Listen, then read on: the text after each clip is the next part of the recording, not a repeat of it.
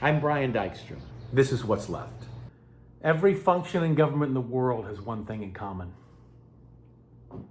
Every functioning government in the world has a leader, someone at the very top. Every functioning government in the world has a king or queen or premier or president or emperor or supreme leader or prime minister or general secretary or dictator or grand duke or kaiser or chief or ruler or chairman or chancellor or somebody in a position of highest authority. Every functioning government in the world, every one of them, elected one, or was handed one, or has had one who ascended to the throne, or has one named by the previous ruler, or has one who rules by decree, or has one who pulled off a coup, or has one who was installed by the military. Every functioning government in the world has people under that ruler.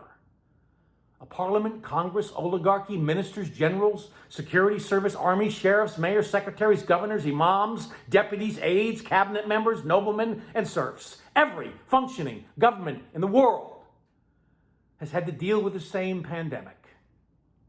And no matter the system, we all have one thing in common. There is a person who is supposed to be in charge at the top.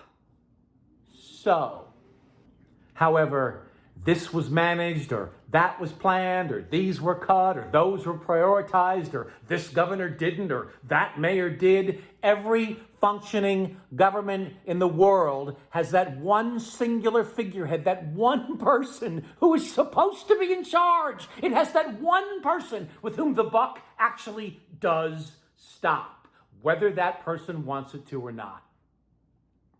Every functioning government in the world has the same job right now. And the United States of America has the most cases of COVID-19 in the world by far. 4% of the world's population, 25% of the cases, 23% of the deaths worldwide. Cases per capita, we have more cases per 1 million people than 181 other countries. That's out of 206. We are worse off than Iran. We are way worse off than China, with a 2.5-month head start. And if we had adequate testing, those numbers would look worse, not better. We don't have protective equipment, life-saving equipment, a cogent plan, a national response, enough masks, morgue space, or brain power. Nor do we have adequate testing to tell us, yes, we have way more cases than we think we have, but it would also mean that we can finally begin to track this pandemic and stop playing such ineffectual defense.